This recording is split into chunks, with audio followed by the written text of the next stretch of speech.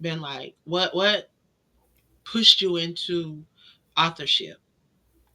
And what pushed me, I have a family member that's an author. And when I was going through a divorce, she came to my house, her and some other young ladies, Miss Debbie Foreman, and she said, "You have a story to tell." And at that time, I was basically just working with the children. And we can say that we can't do something, but God already knew my direction before I got to this point. And when I started writing, I started off with no Wi-Fi, just hotspot, and I didn't know where to start.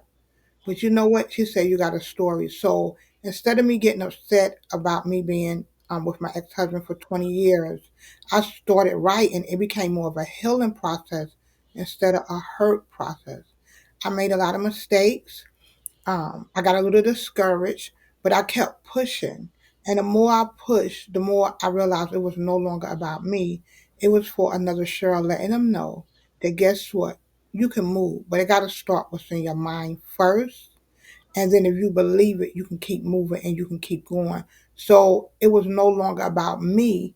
I took myself out and I wanted to show my young kids at the time that in life you're going to go through things, but it's how we handle it. It's not when we're going through, it's not when it's done, but it's when we're going through. And that was my goal and my mindset at that time. Wow, that's being able to share and help someone else that may be going through the same thing, and they can heal through seeing your process and seeing how you overcame and how you pressed. Um, when I tell you, when the words say we overcome by the hearing and the sharing of testimonies, that is so true. Um, what has this journey been like? Are you a self-published author, or did you the traditional publish? I started off self publishing. Like I said, my family member, she helped me on the way. But most of my books are self published that I did by myself. I did 5 books in a journal. Even now, as I'm speaking, I had a procedure on my mouth, um, but I was determined to get up here, even in the midst of me having a procedure. But that's how I got started. I got started by someone else, like how you do, coming up to me and say, "Guess what? You can do this." We have to be careful who we around, but it's also good to be around someone that will encourage you to grow as well as them growing. Instead of being envy or jealous, they said, "Guess what, sister? We can do this together." And that was truly a blessing in my life at the time. I needed to hear that, but most importantly, we got to believe in ourselves. So that's the key. It's okay for everybody to encourage us, but we have to believe in ourselves. And once we have a relationship with God, we know that He got us no matter what. Wow. So for that person that may be thinking that their story is small, that it their story can't make an impact, it does not matter. Well, what would you say to that person that think that their voice is small, or they're voiceless?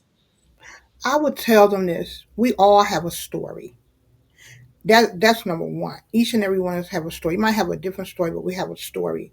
And I would tell them to step out of faith. A lot of times when we comfortable, we don't want to speak or we don't want to talk or we think somebody else is not going through. But guess what? Your story, it could be a child, it could be a man, or it could be a woman. You never know who it can help. And see what the enemy wants us to do, he wants us to be quiet because he know once we get connected to Christ and our heart get right, then guess what? We'll speak and we'll help somebody else. As long as we isolate ourselves, no one can hear us. It doesn't matter what your story is. It's what's inside of you that's important. And I tell everybody that it's what's inside of you. Don't let nothing, your challenges, take over you. You take over your challenge because for the rest of the life, there's always going to be something. But it's not the something. It's how we go through the something that make our life better, that give us strength and courage and motivate us so we can motivate others because we're not here for ourselves. We're here to serve. There's nothing that we have is for us. And once we realize that, we can go ahead and push. Even so, what if you make a mistake? So if you do it wrong. It's okay. I'm supposed to have been up here at 2, and I'm just up here now. God will still work it out. No weapon will form when God is in control. So, you talk about mistakes. You talk about you have made some mistakes along the way. Hmm. So, how have you handled reviews and criticism of your work?